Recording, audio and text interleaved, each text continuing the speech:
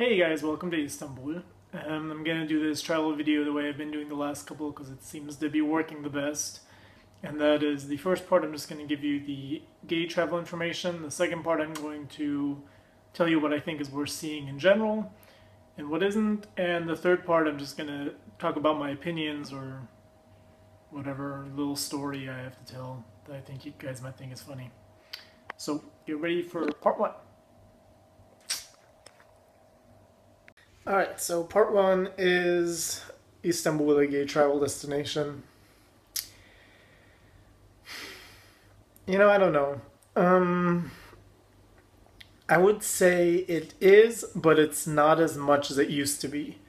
I think Turkey, okay, first of all, it depends on if you consider Turkey part of the Middle East or part of Europe. Different people have different definitions when it comes to that. I'm just gonna, for argument's sake, make it part of the Middle East. And I think Turkey, like a lot of other parts of the Middle East right now, are kind of going through an Islamic revival, and more people are becoming more religious again. And I actually think a big portion, a lot of riots and stuff have happened within the last year, and so I don't know if you guys have been following that on the news, and where people have been trying to go against that because they want to keep the state secular and they want to keep Turkey more open and all this kind of stuff. So having said that, I think Istanbul and Izmir are probably the two gayest parts of Turkey. So obviously, yes, there's gay bars, there's like cruisy beaches, there's, I guess you could call it, I guess you could say, go as far as saying it's a gay neighborhood. It's not officially a gay neighborhood. And there's like activist groups and all this kind of stuff trying to push for more legal rights. But in other ways, I think it's become a little bit more repressed than it had been, and just recently. And this is one of the things I forgot to mention in some of my other videos while I was traveling in the Middle East. Sometimes even internet sites can be blocked. So like here in Turkey, almost all gay internet sites are blocked. So Grindr is blocked, Adam for Adam is blocked, Planet Romeo is blocked. All these things are blocked. You can't even access them. So that kind of makes a big statement, I think. Personally, I think Lebanon was a little bit, for Middle Eastern standards, I think Lebanon was a little bit more of a gay travel destination, in my opinion. So having said that, the main gay area and where pretty much all the gay nightlife and everything is in Taksim. Taksim is, I think, is the proper way of pronouncing it. I would say 90% of all the gay stuff that's going on in Istanbul is in this area.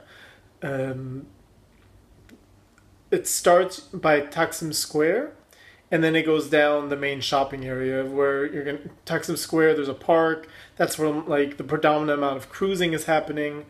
Then down the shopping area, and if you go into those little side streets off the shopping street, that's where a lot of the gay clubs are going to be situated. Mind you, for a city as large as this, there's actually relatively few gay clubs. I mean, it's cool that they have any at all, but there are relatively few for the size of the population and the amount of gay people that live here. But yeah, in that terms, I mean, like, you're gonna find everything. Like I said, the only option you don't really have is the online option because a lot of things are blocked. So you will, if you plan on meeting people, it will come down to cruising or, going to a club and meeting somebody that way. And having said that, the other place that I found personally very cruisy is in the Grand Bazaar. And when I was walking around there, there was like several people doing and it was actually like a couple of guys, like 2 or 3 guys that walked past me and like whispered something to me. Granted, it was in Turkish, so I can't tell you. I mean, maybe it wasn't. They weren't hitting on me or whatever. Maybe it was just them saying, I hate your hair, or you sell drugs or something. That's possible too. But from the looks they gave me, I'm assuming it was cruising. And the other place I thought was kind of cruisy, where like I felt like a lot of hipster Turkish guys were hanging out. In addition to Taksim was Kadikoy on the Asian side. I don't know. I'm probably saying this wrong too. Like right where the harbor is. Like right in that area, there's a lot of little cafes and stuff, and I thought that was kind of very cruisy. Um, well, like I said, there's bars. I don't think the gay scene has developed high enough yet in Istanbul to where you're going to find a lot of bars that are very specific in terms of a scene. Um, However, I did hear somebody, and I wasn't able to ascertain where this is, but I heard there's actually like a part of town where like a huge population of transsexual people live. Like it's almost like a whole area that is just transsexuals.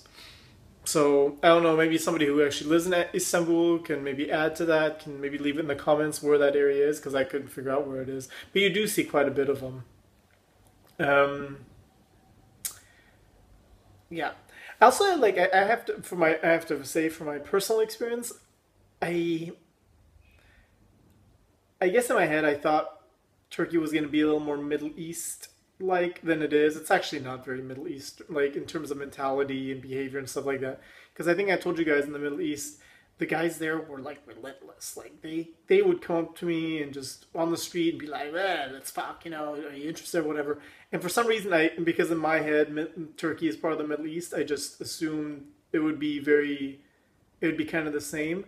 But I actually find that Turkish people are not as blatant. Um, and and I don't want to say that I don't think they're rude at all. I don't think Turkish people are rude at all. But what I would say is I think Turkish people tend to be skeptical people. Um, they kind of need to assess the situation first. They kind of need to look around and be like, okay, what exactly is going on? How do I feel about it before they make their move?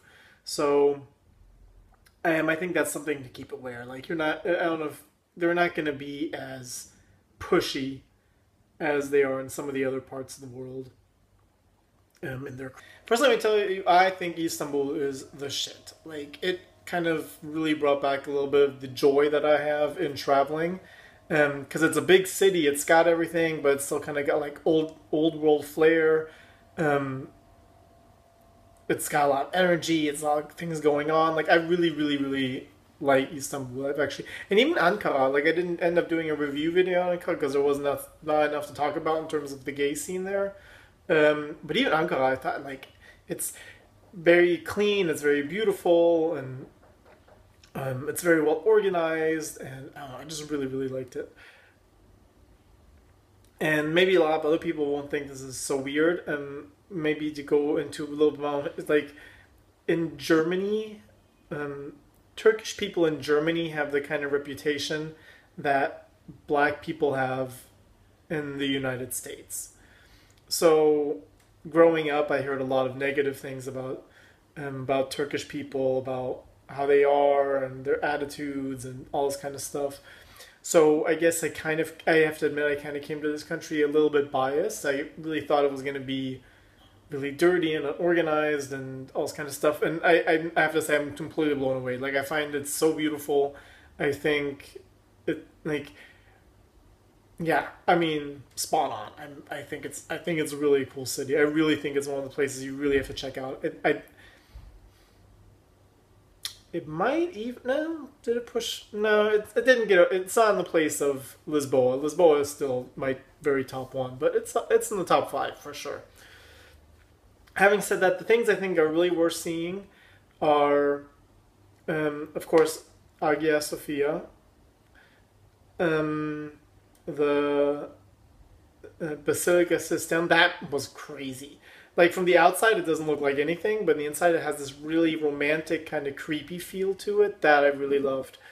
Um, the Grand Bazaar. I wouldn't go there for shopping personally because I think they're so used to tourists by now that even when they say they're cutting you a deal, it's not a deal. And these kind of cheapy stores are all over Istanbul. So you can go to other places that are maybe not as touristy, and you can get a much better deal on all this souvenir crap. But just to go and to see the Grand Bazaar, I think is really cool. Um, I also really like the Ortaköy Mosque which is like a little bit north. Personally, I like that one way better than the Blue Mosque. The Blue Mosque looks really nice from the outside, but literally, I personally felt a little bit offended for the Turkish people because it's become such a attraction. And I told you guys before, like, I have a very different view of what is considered acceptable and respectable to other people's cultures. So, like, I never take pictures inside churches. You know, if I go into churches, I make sure I'm dressed modest and appropriate. Like, that's just my MO because I know for other people this has a very different meaning. And people were going in, like, there was just so many tourists inside there while other people were trying to pray and they were taking pictures and selfies. And it was just really inappropriate. Like, there was just so many people in there. And I just thought it's just kind of disrespectful to other people's religion. Even though I'm not religious at all, I don't think that's something you should do. So I liked the other mosque better because there was literally no other tourists in there, and I could go in and kind of say a little prayer and say thank you and stuff. I also really liked the castle, which I cannot pronounce at all, but it's the last castle that like the last sultan was born in. And it's really beautiful. It's really cool. The only downside is you have to do it in a tour, and that kind of took away from it because they didn't regulate how many people to a tour group. So the one I was in, there was literally like 60 people, and then they were just running you through it. You didn't have time to look at where you wanted to look at. You kind of had to stay with the tour, and that kind of killed it. But it is really really nice. If they managed to open that up to people just walking around individually, I think that'd be an amazing thing to see. But you don't have to do the harem part. The harem part was not interesting. Um, and also for the Asian side, I went to the Asian side one day. I personally thought the Asian side was really boring in terms of being a tourist. To me, the Asian side is to Istanbul what like Brooklyn is to Manhattan or Oakland is to San Francisco. So, is there some cool spots? Yes. And I think if maybe you lived in Istanbul and you had time to really go just explore, I think it might be worth going over there. But as a tourist, I don't think there's anything over there worth seeing. I will say that the ferries that go between the Asian side and the European side, they're considered part of their metro system, so they're really cheap. So if you're smart, rather than doing like one of their ferry thingies that'll cost you a lot of money, you just go on one of those and you just cross over and you see like really beautiful views of like the mosque and Topiakasa castle. Sorry, totally butchering that. And you get like really beautiful views. Like that part was really nice, but the actual Asian side, I think you can skip.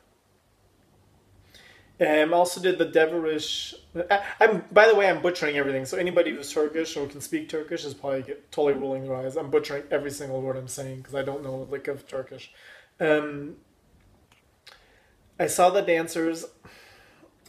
Personally, the dancing, it was something I always really, really wanted to see. So I had to make a point out of going and doing that.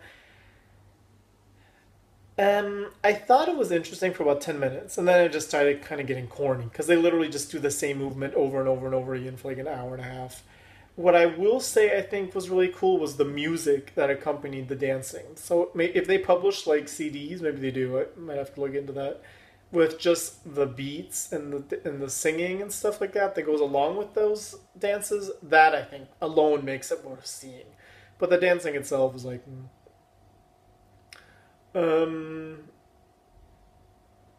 What else? The archaeological museum, I don't think was worth it.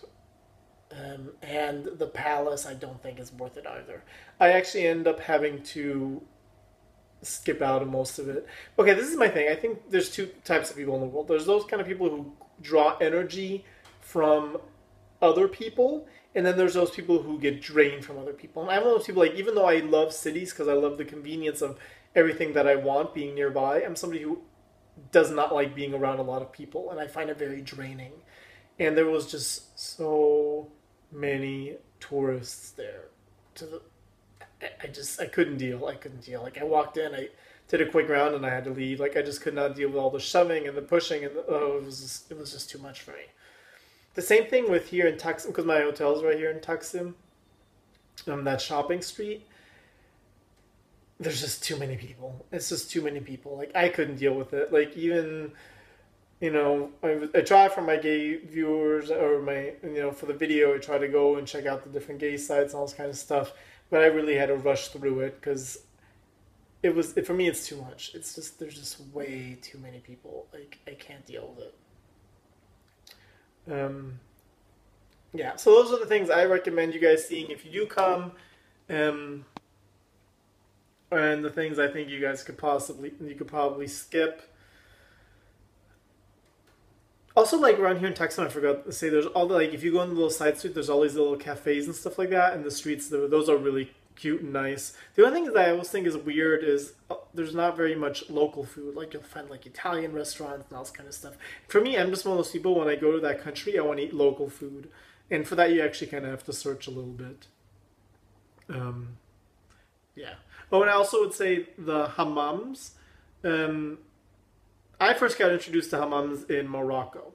And even though, from what my understanding is, hammam is Turkish, I would say that I like the hammam in Morocco better. And yeah, I know you guys haven't heard me say a lot of good things about hammam, about Morocco, I mean. But here, I feel like they've also become a little too touristy, meaning that they're very expensive.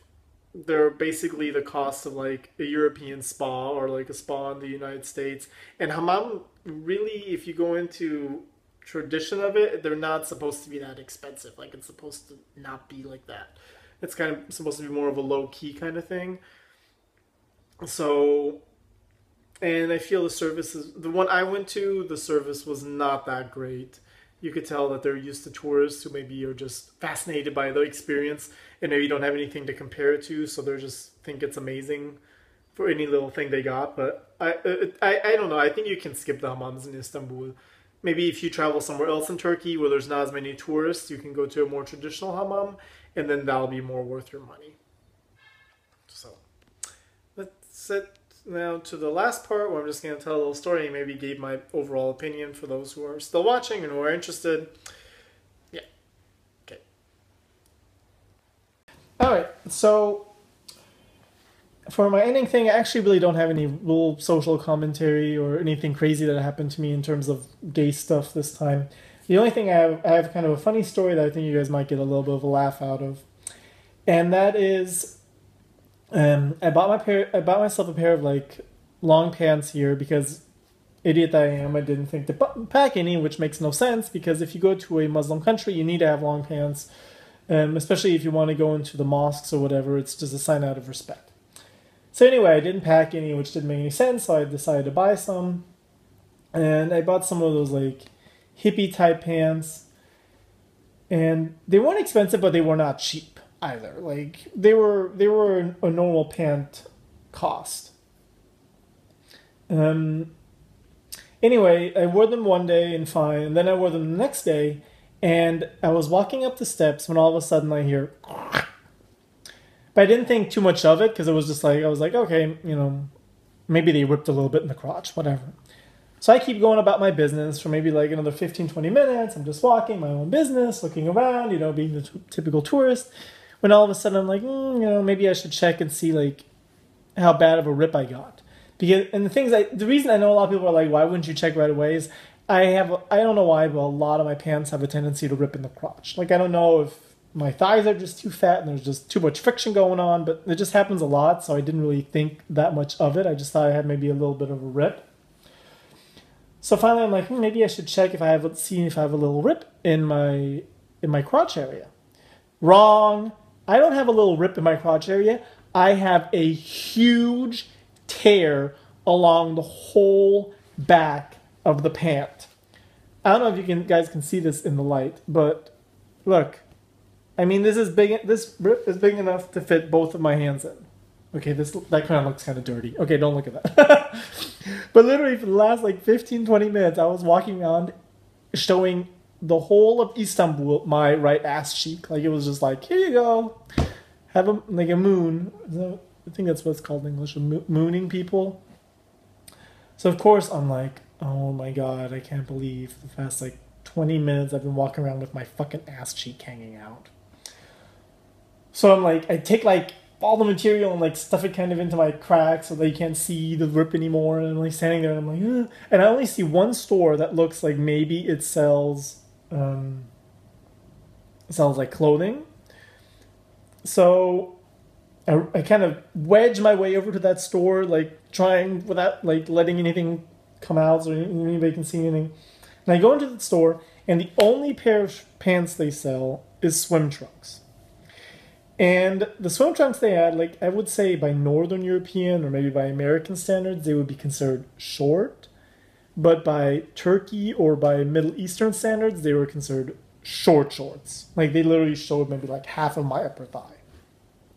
Which for anybody who's ever been into like Turkey or been anywhere in the Middle East, you know that that is not really appropriate to wear.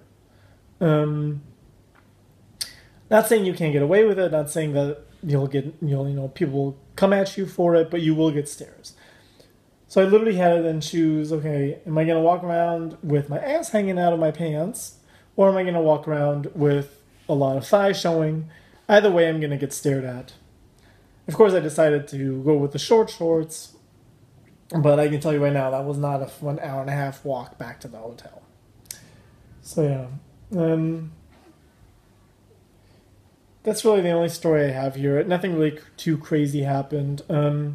In the park that's near Taksim Square that I told you guys was probably the place that I found was the most cruisy. I would say I found there was one guy who was, which I thought was very un-Turkish because I felt like the Turks are usually more hesitant in terms of cruising and hitting on you than maybe in other countries. But this guy was very like, he basically like was standing there rubbing his heart on and like waving like that to me, and I was like, no, not my thing. But other than that, I don't really have any crazy stories to tell about Turkey. I will say that I really only have one negative, and it's a really, really, really offensive thing to say. It's really, really offensive, and I know I'm going to get a lot of anger and a lot of hate for it, but it's got to be said. And that is a stereotype that I heard growing up a lot in Germany about Turkish people, and I never really even thought about that much till I came here. And of course, this doesn't apply to all Turkish people. So before everybody freaks out again, I'm not saying this is everybody, but I'm saying it's happened. It's enough to where I feel like I should comment on it in my negative thing. And the stereotype is, in my personal opinion, a lot of Turkish people need to get a little bit better acquainted with soap and deodorant. I'm sorry, but you are a stinky people. And I know that sounds so awful, but it's really true. I want to say like every day, several times if somebody would sit next to me or walk near me or something, I literally had to hold my breath. It's so bad. And I've told you guys, I'm not that shallow about most things, but I have a very sensitive nose, and that was something that really got to me. I was just like, I don't understand how you can leave the house like that. Like, so, of course, again, not everybody, but to those of you that applies to, maybe take that extra step, take an extra shower, put on a little bit more deodorant. And mind you, perfume is not deodorant, and perfume is not meant to take the place of a shower. Turkey is another one of those countries where people really love the perfume, and I'm like, no, perfume does not take the place of showering, sorry. But that's it. I really have nothing negative to say about Istanbul. I think it's awesome. I think it's beautiful. I think it's got everything. There's so much interesting stuff to see. And I want to say it's probably the only city in Europe outside of Berlin and London I've seen so far that I think takes more than 4 days to really see. Pretty much every city I've been to in Europe, and Paris. Paris takes more than 4 days too if you really want to see everything. But I feel like most cities in Europe, within 4 days you can really see everything. But I think Istanbul is another one of those places where I think you need to take a good week to see everything and see it properly. That's just my opinion. So that's it. Leave your comments, leave your hate, leave your anger, leave your disappointment, leave your happiness, leave your joy, whatever, in the comments. And I will talk to you guys soon. Bye. Welcome to Ankara, YouTube. Not gonna do a review here, there's just not enough going on. But I thought I'd show you guys what it looks like.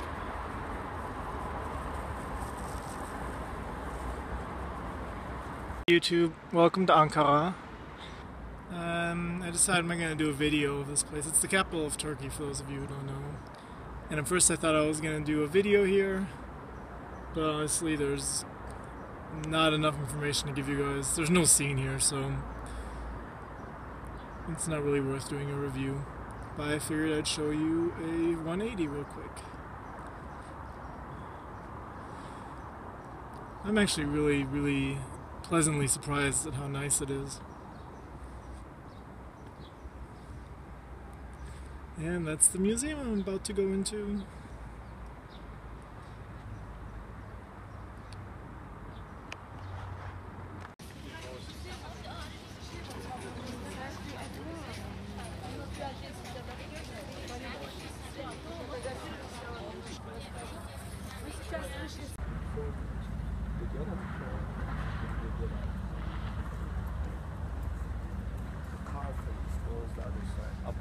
All these ships are ferries. It's shuttle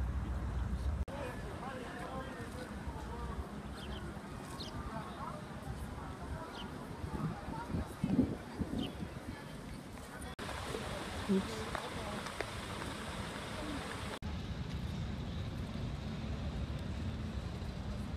Alright, so this is Taksim Square, where I think most of the nightlife happens, and also where most of the gay scene is, which is right over here. I don't know if you guys can see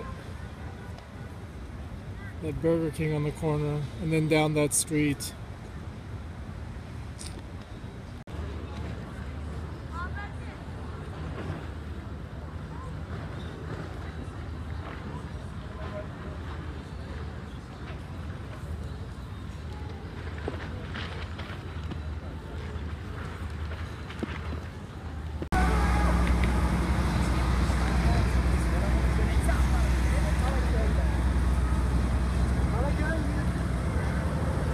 Bana sor, bir tek yok.